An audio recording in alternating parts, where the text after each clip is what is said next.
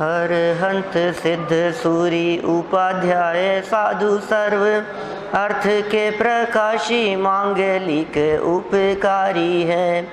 तिनको स्वरूप जान रागते हुई जो भक्ति काय को न माई स्तुति को उचारी। धन्य धन्य तिन ही से काज सब आज भय कर जोर बार बार वंदना हमारी है। मंगल कल्याण सुख ऐसो हम चाहत हैं हो मेरी ऐसी दशा जैसी तुम धारी है। हो मेरी ऐसी दशा जैसी तुम धारी है। हो मेरी ऐसी दशा जैसी तुम धारी है। अरहंत सिद्ध आचार्य उपाध्याय और साधु पंच परमेष्ठियों को नमस्कार करने का मूल प्रयोजन जैसी उनकी दशा है वैसी ही दशा अल्पकाल में हमारी भी हो जाए, यही हमारी भावना है।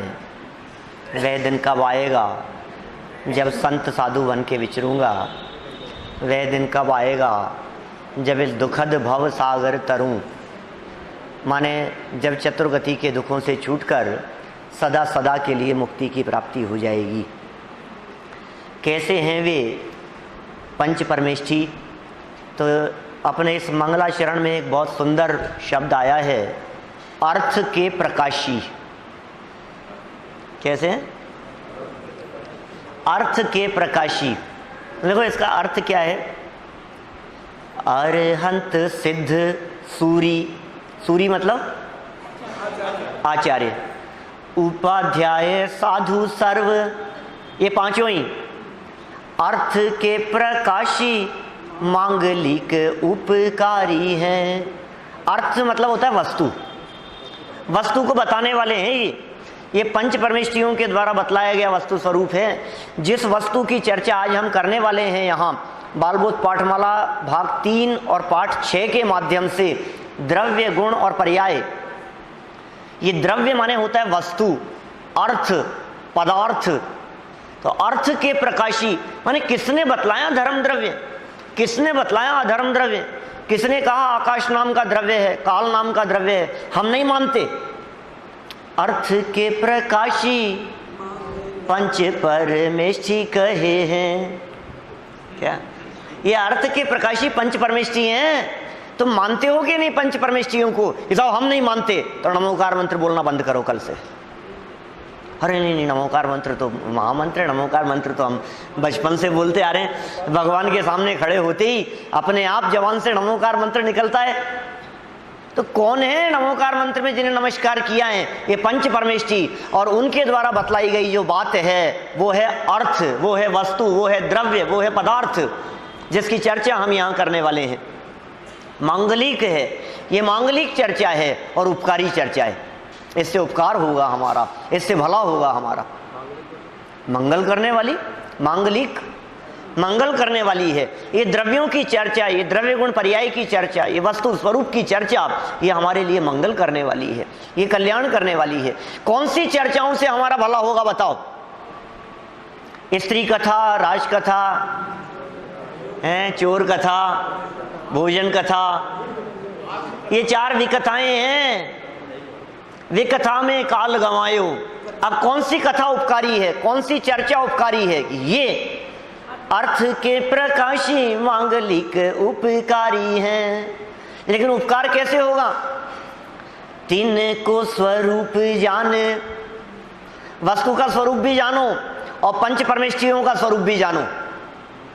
अरिहंत सिद्ध आचार्य उपाध्याय और साधु, इन पंच परमेष्ठियों ने जो हमारा उपकार किया, इन पंच परमेष्ठियों ने हमें जो वस्तु का स्वरूप बतलाया, तिनको स्वरूप जान रागते हुई जो भक्ति।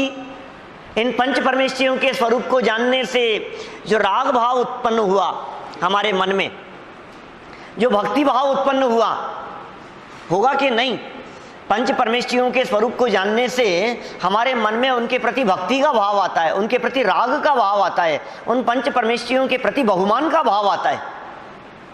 अरहंत सिद्ध सूरी उपाध्याय साधु सर्व अर्थ के प्रकाशी मांगलिक उपकारी है। तिनको स्वरूप जान, इन सब का स्वरूप जान करके, पंच परमेष्ठियों का स्वरूप जान करके, रागते हुई जो भक्ति, भक्ति राग रूप होती है, भक्ति में वीतरागता नहीं होती, भक्ति में राग होता है, राग उमड़ता है, बहुमान आता है।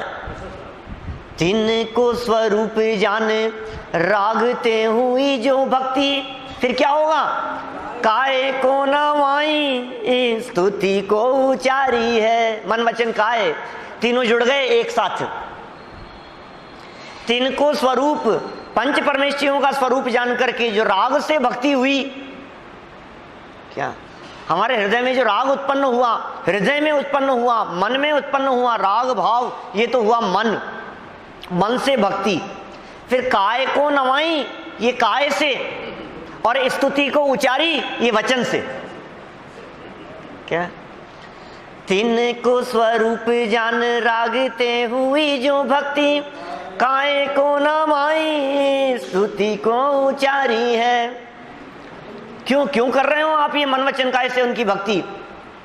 धन्य धन्य तिन्हीं से काज सब आज भये। पंच परमेष्ठियों से ही सारे काम संपन्न होते हैं, हमें जरूरत नहीं है अन्य किसी देवी देवताओं की।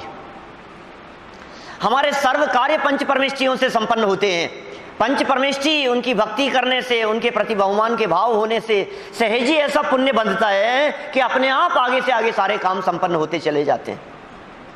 भगवान करते हो नहीं, पंच परमेष्ठियों ने कर दिया हो ऐसा नहीं, सहज अपने आप। धन्य धन्य तिन्हीं ते काज सब, काज मतलब काम, धन्य धन्य तिन्हीं ते काज सब आज भये।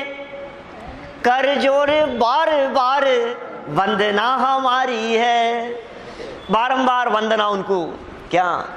पंच परमेष्ठियों की शरण में आने से सर्व कार्य संपन्न हो जाते हैं। अरे सबसे बड़ा काम कौन सा है तुम्हारा, ये बताओ? धन्य धन्य तिन्हीं से काज सब आज भये, सारे काम हो गए। तो पंच परमेष्ठियों की भक्ति करने से रोटी बन जाएगी घर में? पंच परमेष्ठियों की भक्ति करने से दुकान चलेगी कि नहीं चलेगी? हमें बताओ, रोटी बना करके क्या चाहते हो? लड्डू खा के क्या चाहते हो? बोले सुखी होना चाहता हूँ। दुकान क्यों चलाना चाहते हो? कि सुखी होना चाहता हूँ। अरे सर्व कार्य संपन्न हो जाते हैं। पंच परमेष्ठियों की शरण लेने से सच्चे सुख का मार्ग मिल जाता है, असली मार्ग मिल जाता है। वास्तविक सुख, आत्मिक सुख, अतीन्द्रिय सुख, शाश्वत सुख, परमानेंट सुख की प्राप्ति हो जाती है। धन्य धन्य तिन्हीं ते काज सब आज भये। कर जोरे बारंबार वंदना हमारी है। और मंगल कल्याण सुख ऐसो हम चाहत हैं। क्या चाहते हो तुम? मंगल चाहते हैं, कल्याण चाहते हैं, ऐसा सुख चाहते हैं। मंगल कल्याण सुख ऐसो हम चाहत हैं। कैसा? हो मेरी ऐसी दशा जैसी तुम धारी है? हो मेरी ऐसी दशा है? गुरुओं को देख करके गुरु जैसा बनने की भावना, मुनिराजों को देख करके मुनिराजों जैसा बनने की भावना, पंच परमेष्ठियों को देख करके पंच परमेष्ठी जैसा बनने की भावना, अरहंतों को देख करके ये अर्घ समर्पण करके प्रभु निज गुण का अर्घ बनाऊंगा और निश्चित तेरे सदृश प्रभु हो मेरी ऐसी दशा जैसी तुम धारी है। क्या? जैसे अनंत भगवान का स्वरूप है। वो दिन कब आएगा? जब मेरी भी अनंत अवस्था होगी। वो दिन कब आएगा? जब मेरी भी सिद्ध अवस्था होगी। वो अवसर कब आएगा? वो मंगल अवसर वो दूर नहीं है, क्योंकि अर्थ के प्रकाशी आपने जिस अर्थ को बतलाया है, आपने जिस वस्तु को बतलाया है, आपने जिस स्वरूप को बतलाया है, अब उस स्वरूप को जानने के लिए मैं भी प्रयत्नशील हो रहा हूं। ये अर्थ को जानने के लिए प्रयास कर रहा हूं मैं। आप अर्थ के प्रकाशी हैं।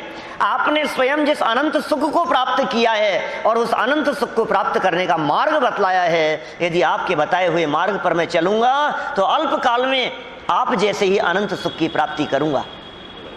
बोलो भावना है कि नहीं? प्रतिदिन भाने योग्य भावना है या नहीं? क्या इसलिए पंच परमेष्टियों वाले पाठ से अपन ने मंगलाचरण बदल दिया। क्या हो मेरी ऐसी दशा जैसी तुम धारी है। क्या भाव आया, कुछ लोगों का मन था, इसलिए मैंने इस मंगलाचरण का अर्थ कर दिया है ना। रोजाना बोलते ही हैं अपन, भावपूर्वक बोलेंगे। और दूसरी बात ये भी है कि अर्थ के प्रकाशी पंच परमेष्टि हैं और अर्थ का स्वरूप आज अपना यहाँ प्रारंभ हो रहा है। तो यह बात भी समझ में आती है कि जो अर्थ का स्वरूप यहाँ बतलाया जा रहा है, ये जो वस्तु का स्वरूप यहाँ बतलाया जा रहा है, यह वस्तु का स्वरूप मनगढ़ंत नहीं है, ये किसी की कल्पना नहीं है। साइंस इस वस्तु स्वरूप को पकड़ नहीं पाती है। कुछ अंशों में साइंस की दृष्टि से भी ये बातें सिद्ध होती है क्या, लेकिन विज्ञान नहीं पकड़ सकता। ये अनुभूति की बातें हैं, ये वस्तु स्वरूप की बातें हैं, ये कुछ अद्भुत बातें हैं, अलग हटके चर्चाएं हैं ये क्या। गहराई से इनको समझने का प्रयास करना जैन धर्म का मर्म है, सैद्धांतिक प्रकरण है। द्रव्य गुण पर्याय, असली जैन धर्म, रियल जैनिज्म क्या है उसको बतला रहे हैं यहाँ द्रव्य गुण पर्याय के माध्यम से। जैन धर्म समझने का संकल्प किया ना हमने, द्रव्य गुण पर्याय को समझे बिना जैन धर्म समझ में नहीं आएगा। जैन धर्म क्या है? अनंत भगवान कौन है और मैं कौन हूं, फिर द्रव्य से मिलान करो क्या, फिर गुण से मिलान करना, फिर पर्याय से मिलान करना। प्रवचन सार 80वीं गाथा में आचार्य कुंद स्वामी ने बतलाया है, इनसे मिलान करो, फिर अपने को देखो, उनको देखो, उनको देखो और फिर अपने को देखो, क्या फर्क दिखता है। जब फर्क दिखना बंद हो जाए तो समझ लेना मोक्ष मार्ग प्रारंभ हो गया। बात कहां से उठाई? छात्र और अध्यापक दोनों की चर्चा से बात को प्रारंभ किया। छात्र ने बात कही, गुरुजी आज अखबार में पढ़ा था, क्या देखा भाई कि अब ऐसे अणुबम बन गए हैं कि यदि लड़ाई छिड़ गई तो विश्व का नाश हो जाएगा। क्या ऐसे ऐसे बम बन गए हैं, एक बम यदि हिंदुस्तान पर गिर जाए तो हिंदुस्तान खत्म। क्या हो सकता है कि नहीं हो सकता है ना। हिंदुस्तान खत्म हो जाए, पाकिस्तान खत्म हो जाए, अमेरिका साफ है, रसिया ने उस पर डाल दिया, उसने उस पर डाल दिया, वो तो ठीक है, कोई बात नहीं। लेकिन बात तो यह है कि क्या संपूर्ण विश्व नष्ट हो जाएगा? पूरी दुनिया खत्म हो जाएगी, विश्व का अभाव हो जाएगा। तीसरा विश्व युद्ध कैसे होगा? हैं? ऐसे लड़ेंगे कोई तलवार से, भालों से, बंदूक से, बम गिरे और सब खत्म, ऐसा? तीसरे का तो पता नहीं, लेकिन चौथा जो होगा वो तो लकड़ियों पत्थरों से होगा, क्योंकि ऐसे कुछ बचेंगे ही नहीं। देखो क्या कह रहे हैं, अध्यापक ने क्या कहा। देखो भाई, पहले हमने द्रव्य वाला एक पाठ पढ़ा था, ध्यान होगा आप लोगों को, बस उसी चर्चा को वापस अपने उपयोग में दोहराना और वहीं से बात को आगे बढ़ाएंगे अपन। द्रव्य वाले पाठ में हमने पढ़ा था द्रव्य कितने हैं? 6 हैं या अनंत है? जाति 6 है और संख्या अनंत है, ठीक है ना। द्रव्यों की संख्या अनंत है और जाति अपेक्षा से द्रव्य 6 हैं। द्रव्य की परिभाषा क्या थी? गुणों के समूह को द्रव्य कहते हैं। याद है ना परिभाषा? यहां वापस रिपीट करेंगे उसको, अभी वापस समझाएंगे। गुणों के समूह को द्रव्य कहते हैं। और वहीं हमने एक बात और बतलाई थी कि विश्व किसे कहते हैं, कि 6 द्रव्यों के समूह को विश्व कहते हैं। तो विश्व नष्ट करने के लिए क्या करना पड़ेगा? 6 द्रव्यों को खत्म करना पड़ेगा। 6 द्रव्य नष्ट होंगे तो विश्व नष्ट हो सकता है, और यदि 6 द्रव्य नष्ट नहीं हुए तो विश्व भी नष्ट नहीं हो सकता है। तो ये अणु बम गिरने से विश्व नष्ट होगा कि नहीं होगा? अच्छा, विश्व तो नहीं हुआ, हमारे ऊपर अणु बम गिर गया तो हम नष्ट होंगे कि नहीं? हैं? हम भी नहीं होंगे। अब हम अमर भये न मरेंगे। क्या? मरे अनंत बार बिन समझे मरे हैं अनंत बार। अब हमारे समझ में आ गया कि ये जो मरने वाला है वो मैं नहीं हूं। शरीर छूट जाता है, इसे जगत के जीव मरण कहते हैं। देह का और आत्मा का वियोग हो जाता है, जगत के जीव इसे मरण कहते हैं, इसे मौत कहा जाता है। लेकिन सच में अब हमें समझ में आ गया कि मैं तो जीव तत्व हूं और मेरा कभी मरण नहीं होता है, कोई मुझे मार नहीं सकता है, मैं भी नहीं मर सकता। और ये जो शरीर आदिक है, ये शरीर आदिक की भी, क्योंकि इसको पुद्गल द्रव्य रूप से देखें हम, यदि हम ये देखें कि ये पुद्गल द्रव्य है तो इसकी मात्र अवस्था बदलती है। क्या नष्ट हुआ, ये सब समझा रहे हैं यहाँ। बहुत मार्मिक प्रकरण है, लाइन टू लाइन चलेंगे, थोड़ा थोड़ा सा पढ़ेंगे अपन, एक एक बात अपने उपयोग में बैठाते चलना, ठीक है ना। फिर भी नहीं बैठेगी तो फिर दोबारा थोड़ा थोड़ा बैठाऊंगा, है ना। लेकिन समझ में आनी चाहिए सब बात। ये बातें समझ में आएगी तो जिनागम के आधारभूत मूल ग्रंथों को पढ़ने में आनंद आएगा।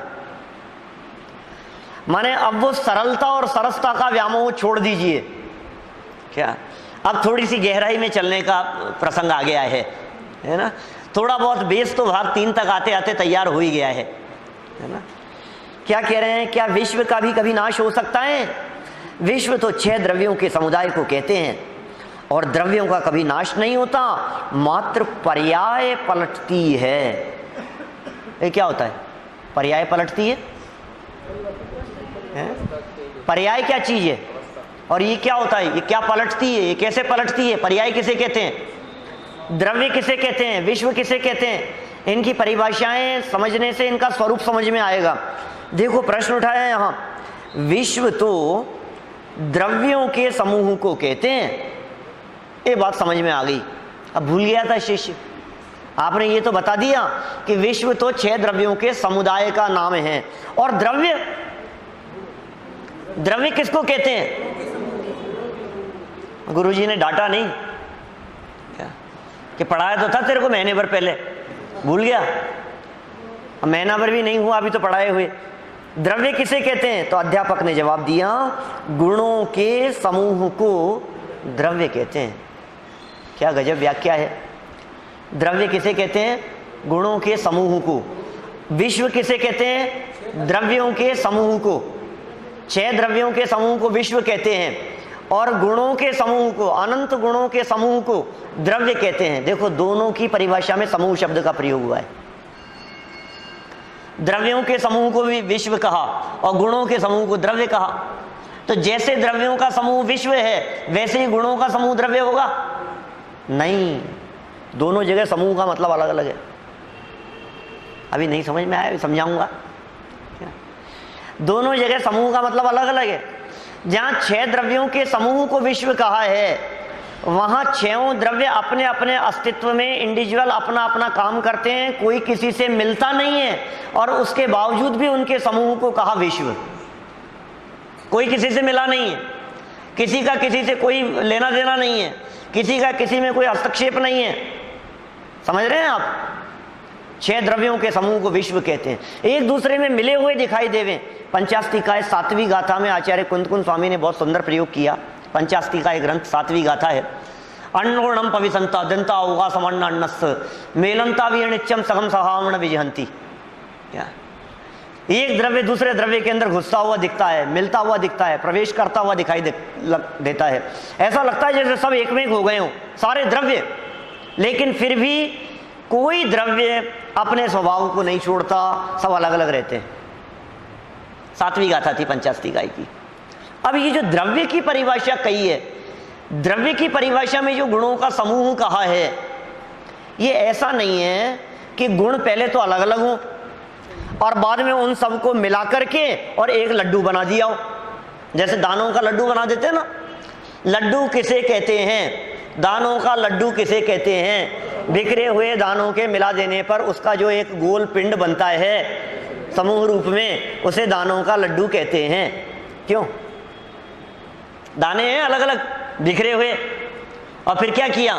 उन सबको मिलाया, इकट्ठा किया, समूह बना दिया, एक ग्रुप बन गया उनका, और हमने क्या कहा? ये लड्डू हो गया। तो ऐसे ही द्रव्य किसे कहते हैं? बोले गुणों के समूह को द्रव्य कहते हैं। तो गुण अलग अलग होंगे, एक गुण कहाँ है, दूसरा गुण कहाँ है, फिर सारे गुणों को मिलाया, सारे गुणों को इकट्ठा किया, मिला करके ये द्रव्य बन गया। कि नहीं भैया, ऐसा नहीं है। गुणों के समूह को द्रव्य कहते हैं इसमें समूह का अर्थ ऐसा नहीं है कि पहले तो अलग अलग हों और बाद में मिल गए हों। ये ग्रुप किसी के द्वारा बनाया हुआ नहीं है, शुरू से ही एक साथ हैं और हमेशा एक साथ रहेंगे।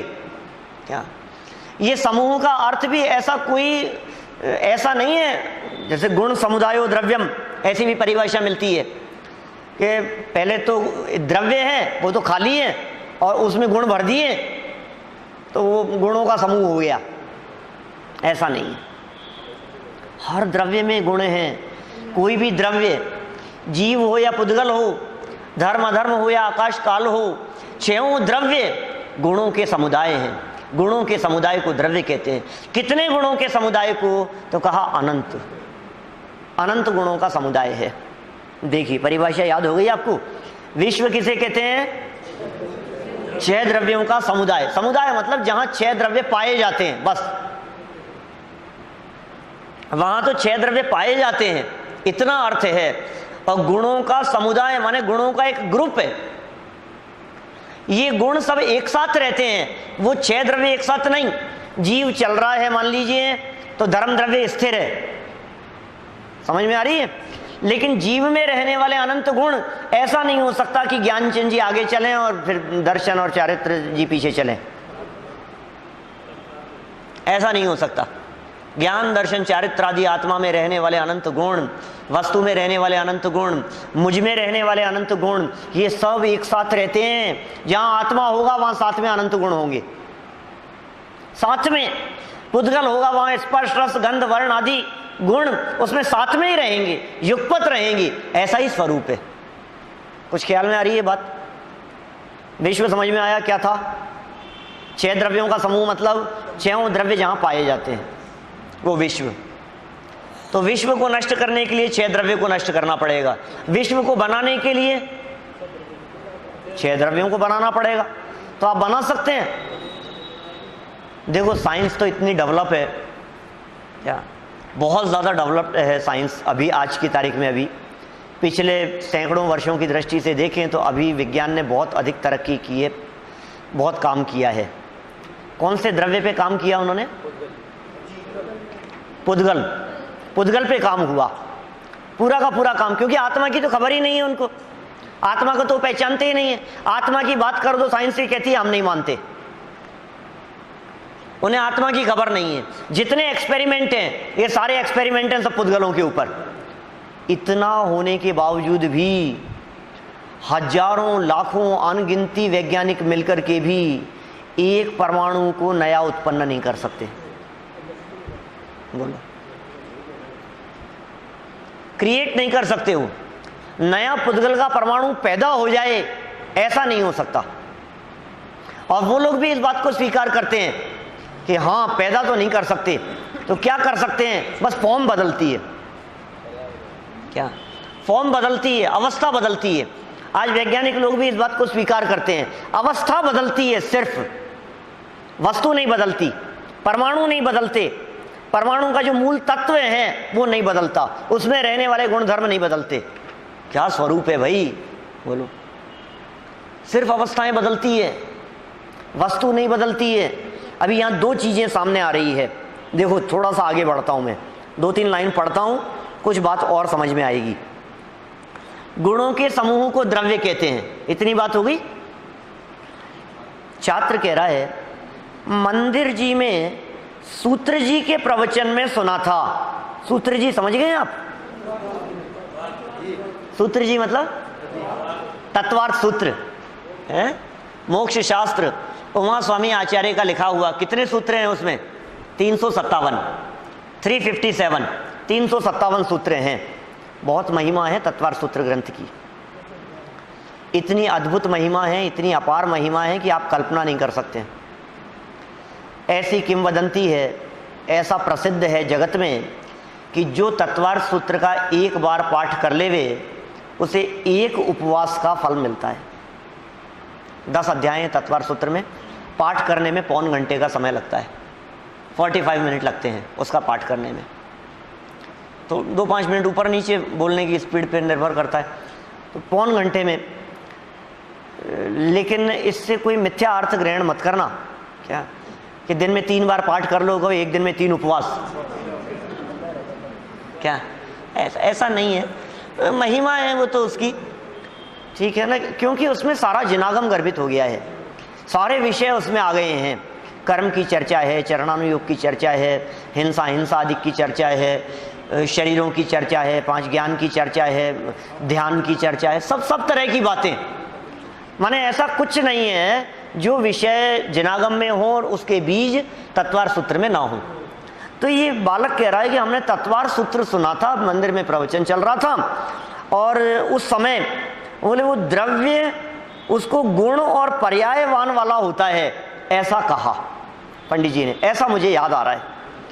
आप कह रहे हो गुणों के समुदाय को द्रव्य कहते हैं, और हमने क्या पढ़ा, गुण पर्यायवद द्रव्यम। तत्वार सूत्र का सूत्र क्या है, गुण पर्यायवद द्रव्यम। गुणों और पर्यायों वाला जो होता है वो द्रव्य होता है, ऐसा हमने पढ़ा है। तो अध्यापक ने क्या कहा, ठीक तो है, गुणों में होने वाले प्रति समय के परिवर्तन को ही तो पर्याय कहते हैं। देखो पर्याय किसका नाम है, गुणों में जो प्रति समय परिवर्तन हो रहा है, वस्तु में जो प्रति समय परिवर्तन हो रहा है, जो चेंजेज हो रहे हैं, जो बदलाव हो रहा है, उस बदलाव को ही पर्याय कहते हैं। पर्याय माने क्या चीज है, पर्याय क्या चीज हुई, अवस्था।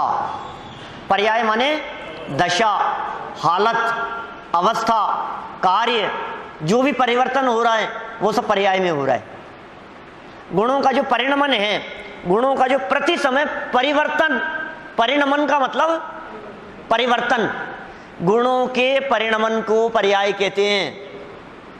परिणमन की जगह दूसरा शब्द क्या कहा जा सकता है, परिवर्तन। गुणों के परिवर्तन को पर्याय कहते हैं। गुणों के परिवर्तन का मतलब गुण छूट जाएंगे और दूसरे आ जाएंगे कि नहीं नहीं, तो गुण बदल जाएंगे कि नहीं नहीं, उनकी जो अवस्था बदल रही है उसे पर्याय कहते हैं। अवस्था क्या चीज, अल्प ज्ञान से अधिक ज्ञान हो गया, ज्ञान का परिवर्तन, श्रद्धा का परिवर्तन, ये जो परिवर्तन हो रहा है, अभी बारीक परिवर्तन को देखेंगे हम। वस्तु के परिवर्तन को क्या कहते हैं, पर्याय। परिवर्तन नाम पर्याय का है। देखो ध्यान देना, इस परिवर्तन के होने के बावजूद भी वस्तु में एक ऐसी चीज है जो नहीं बदलती है। वस्तु नहीं बदलती है, अवस्था बदलती है। क्या कहा, वस्तु नहीं बदलती है, अवस्था बदलती है। जीवो ही तावत क्रम नियमित आत्म परिणाम उत्पद्यमानो जीव एवं न अजीव है एवं अजीवोपि क्रम नियमित आत्म परिणाम उत्पद्यमानो अजीव एवं न जीव है। समयसार ग्रंथ आत्मख्याति टीका, गाथा 308 से 311 तक की टीका में आचार्य अमृतचंद्र स्वामी ने स्पष्ट उल्लेख किया कि जीव परिवर्तित होता होता होता होता होता कितना भी परिवर्तित हो जाए लेकिन कभी भी अजीव नहीं हो सकता।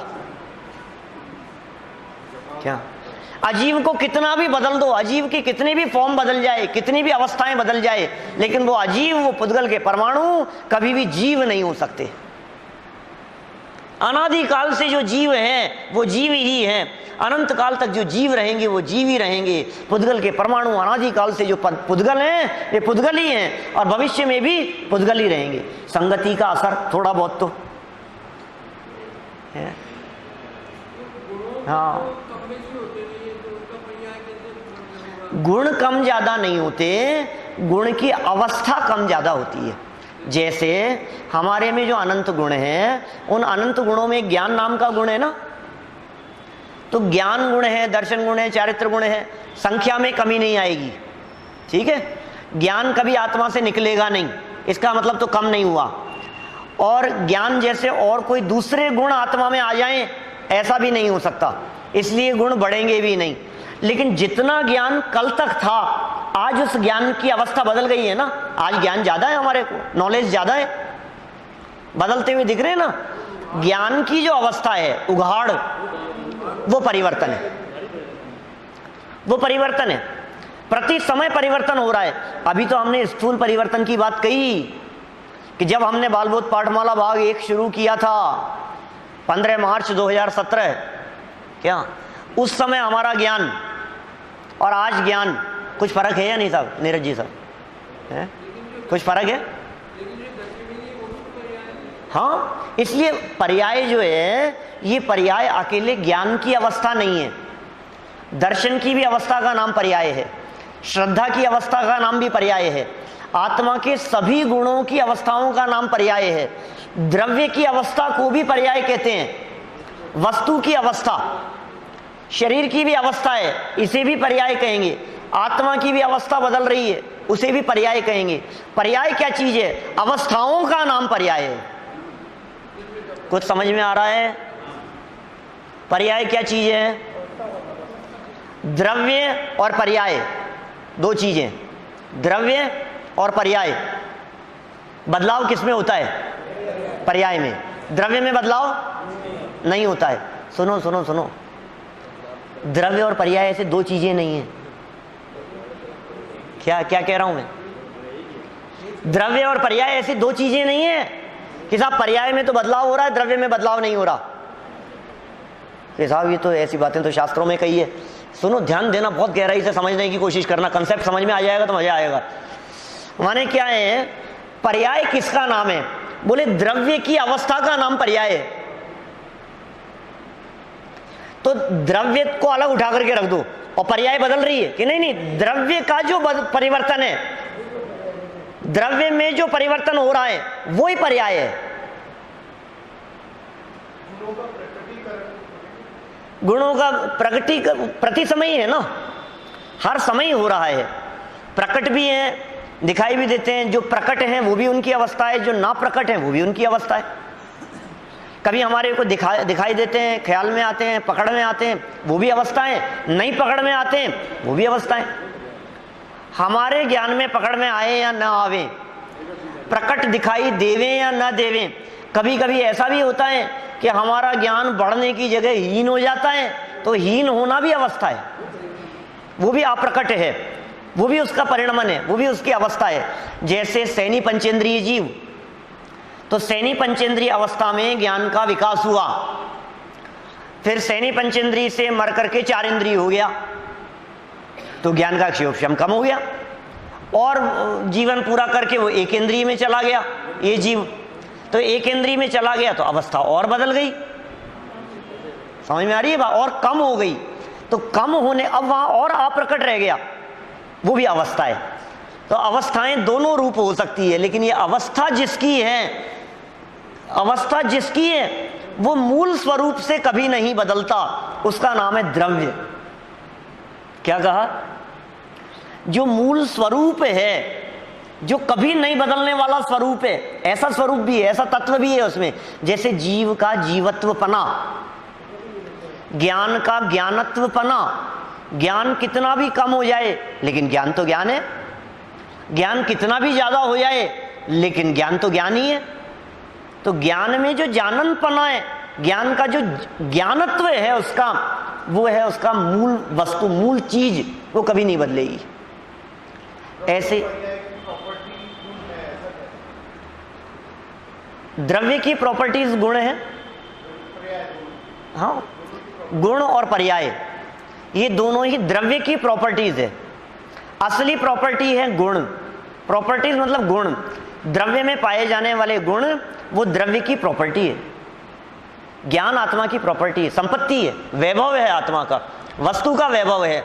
मैं जब आत्मा शब्द का प्रयोग करता हूं तो अकेले आत्मा नहीं, उद्गल भी, धर्म द्रव्य भी, अधर्म द्रव्य भी, आकाश द्रव्य भी, काल द्रव्य भी, सब में है। क्या कह रहा हूं मैं? सब में है ये अनंत अनंत गुण, और सबकी अवस्थाएं बदल रही है। इसलिए देखो, द्रव्य की एक परिभाषा उमा स्वामी आचार्य ने जो दी है तत्वार सूत्र में, वो परिभाषा क्या है? उत्पाद व्यय द्रव्य युक्तम सत।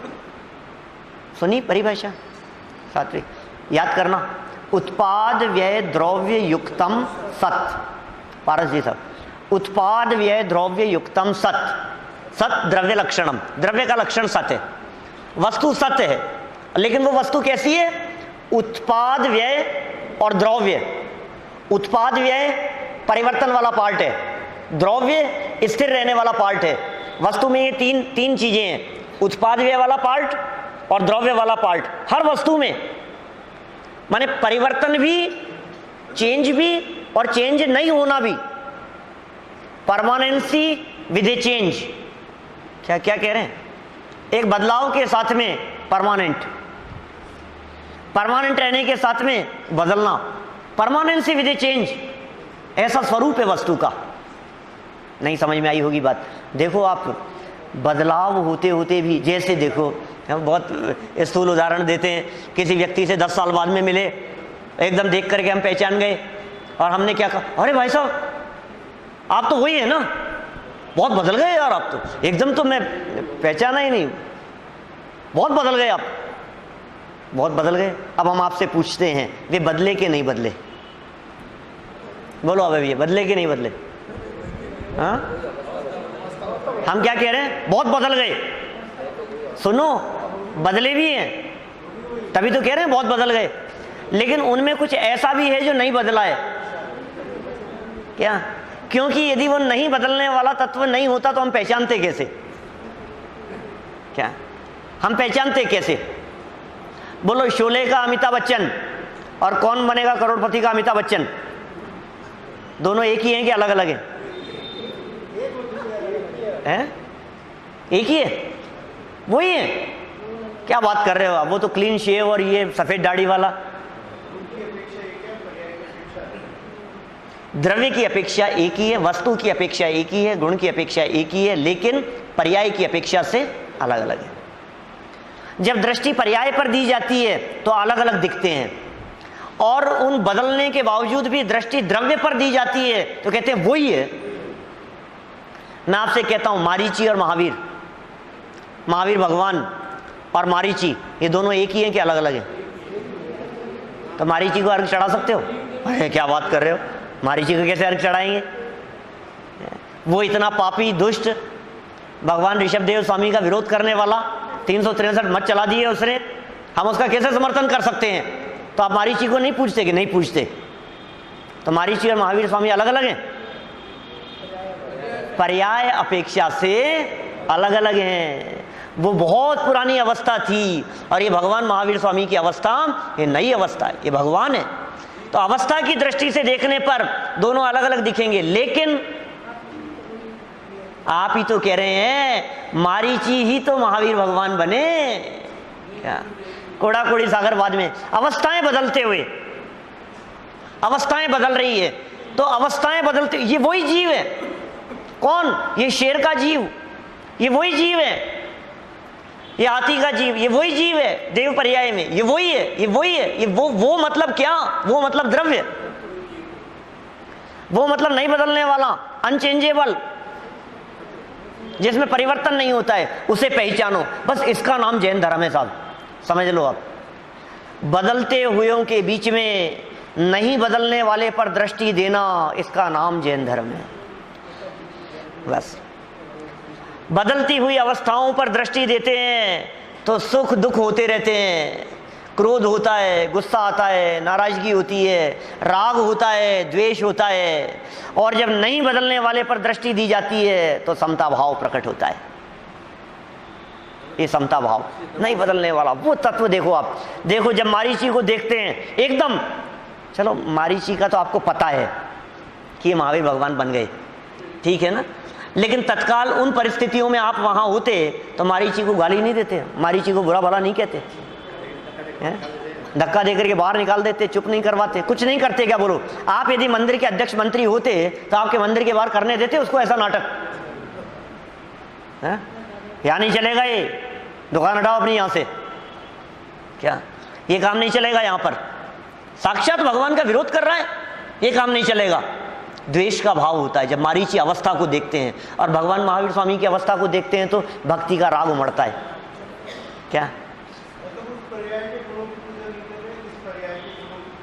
हाँ, इस अवस्था की पूजा कर रहे हैं, इसलिए जो भक्ति का परिणाम है, भक्ति का परिणाम भी राग है ना, भक्ति का परिणाम भी राग है। तो वो राग कब उत्पन्न होता है? वो उस अवस्था में। कौन पूज्य है? जिनकी ये अवस्था हो गई है वो आत्मा पूज्य है। जिस आत्मा में वितरागता प्रकट हो गई है, जिस आत्मा में सर्वज्ञता प्रकट हो गई है, जिस आत्मा में राग द्वेष का अभाव हो गया है, जो आत्मा पूर्ण वितरागी होने की तरफ अग्रसर भी हो गई है, ऐसे आचार्य, उपाध्याय, साधु वे सब पूज्य हो गए हैं। वितरागता और विशेष ज्ञान ये अवस्थाएं ये पूज्य है, लेकिन वो वितराग और विशेष ज्ञान रूपी अवस्था किसके आश्रय से प्रकट होती है? वो परम पूज्य है। वो किसके आश्रय से प्रकट होती है? द्रव्य के आश्रय से, द्रव्य के अवलंबन से। इसलिए ध्यान किया जाता है द्रव्य का, ध्यान किया जाता है मूल वस्तु का, उस पदार्थ का। परिवर्तन के ऊपर ध्यान एकाग्र नहीं होगा, बदलने वाली चीज के ऊपर उपयोग स्थिर नहीं होगा। उपयोग की स्थिरता के लिए स्थिर चीज चाहिए, और स्थिर है द्रव्य। क्या अवस्था बदल रही है, बदलती अवस्थाओं में नहीं बदलने वाले पर दृष्टि, तभी तो पहचान पाओगे आप उसे। राग हो रहा है, लेकिन राग होते हुए भी अंदर में तत्व, जीव तत्व। द्वेष हो रहा है, कषाय हो रही है, विकार हो रही है, संवर, निर्जरा, जीव तत्व। 7 तत्व है ना, आगे पढ़ेंगे अपन, अभी बहुतों को याद नहीं है 7 तत्वों के नाम। 7 है तत्व, उसमें आश्रव अलग है, बंध अलग है, संवर निर्जरा अलग है, तो जीव तत्व अलग है कि नहीं है?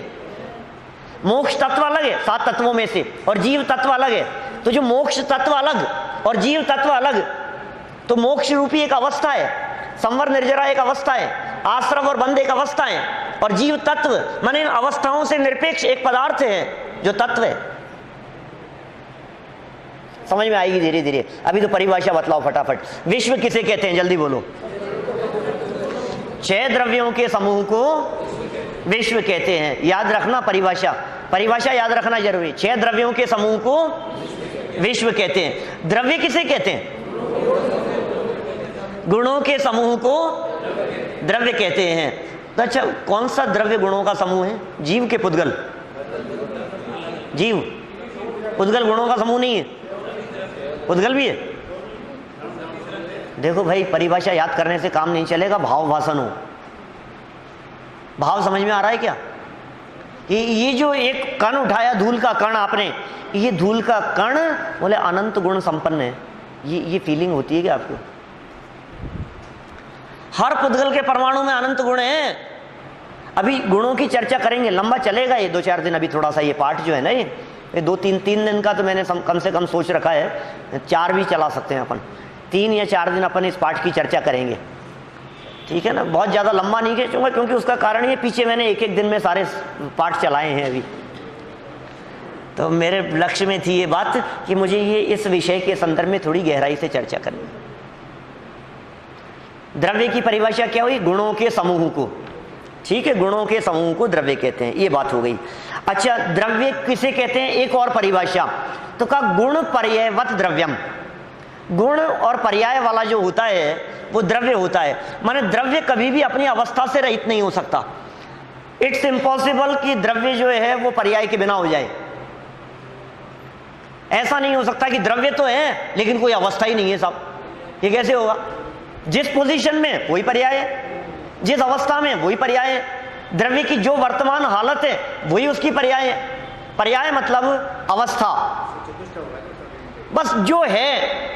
अब लेकिन वो बदल रही है। मैं आपसे पूछ रहा हूं, ये खंबा मार्बल का यहां जो लगा हुआ है 300 साल से लग रहा है यहां इस जैन मंदिर में। मंदिर की प्रतिष्ठा हुई, पंचकल्याणक हुआ, उसके पहले से लग रहे हैं ना। उसके बहुत समय पहले लग गए होंगे, कई महीनों पहले लग गए होंगे। ये जो खंबे हैं जो 300 साल से यहाँ लगे हैं, ये 300 साल से वैसे ही हैं? क्या साहब, आप परिवर्तन कराया था क्या? कुछ हट करके नए लगाए? कुछ क्या हुआ इनमें खंबों में? हैं? वही है, वही है, कुछ नहीं बदला है। तो इनमें जो थोड़ा थोड़ा सा जो काले काले जो कुछ ऐसे निशान दिख रहे हैं, ये उसी समय के। तो फिर कब लगाए थे? हर समय बदल रही है अवस्था, हर समय अवस्था बदल रही है। एवरी मोमेंट बदल रही है अवस्था, हर क्षण बदल रही है अवस्था। क्या इसका नाम पर्याय है? ऐसा नहीं है 10 दिन में बदलेगी, 1 साल में बदलेगी। हमारी पर्याय कब बदलेगी? 100 साल में बदलेगी, 50 साल में बदलेगी, ऐसा नहीं है। प्रति समय अवस्था बदल रही है, हर समय अवस्था बदल रही है हमारी। अच्छा, ये इस अवस्था में था, ये अवस्था बदली कि नहीं? ये हिली उंगली, ये अवस्था बदली कि नहीं? अब अवस्था बदल रही है ना, हर समय अवस्था बदल रही है कि साहब अभी स्थिर हो गया, अब अवस्था नहीं बदल रही। अरे भाई बदल रही है, तुम्हारे पकड़ में नहीं आ रहा है क्या? हमारे पकड़ में नहीं आ रहा है। उस अवस्था को कहते हैं पर्याय। पर्याय की परिभाषा बोलो फटाफट, पर्याय की परिभाषा, बस इतना ही पढ़ेंगे आज अपन। क्या है पर्याय की परिभाषा? गुणों में होने वाले प्रति समय के परिवर्तन को ही पर्याय कहते हैं। पर्याय किसे कहते हैं बोलो? गुणों में होने वाले, बोलो, गुणों में होने वाले प्रति समय परिवर्तन को पर्याय कहते हैं। प्रति समय परिवर्तन को पर्याय कहते हैं। वापस, गुणों में होने वाले प्रति समय परिवर्तन को पर्याय कहते हैं। इतनी इस बात और जोड़ लेना, द्रव्य में होने वाले प्रति समय परिवर्तन को पर्याय कहते हैं, वस्तु में होने वाले प्रति समय परिवर्तन को पर्याय कहते हैं। माने परिवर्तन वाला पार्ट वो पर्याय का है और नहीं बदलने वाला पार्ट वो द्रव्य का है। और मैं इन पर्यायों के बदलने के बावजूद भी मैं तो वही हूं, जैसा का तैसा। अपने उस स्वरूप को यदि हम पहचानेंगे, उसे पकड़ने का प्रयास करेंगे, यदि वो हमारे पकड़ में आएगा तो वो दिन दूर नहीं। कौन सा दिन? हो मेरी ऐसी दशा जैसी तुम धारी है। हे जिनेंद्र देव, जैसी आपकी दशा है ऐसी दशा मेरी भी हो जाए। अल्पकाल में हम सब उस अवस्था को प्राप्त करें। इसी मंगल भावना से बात को यहीं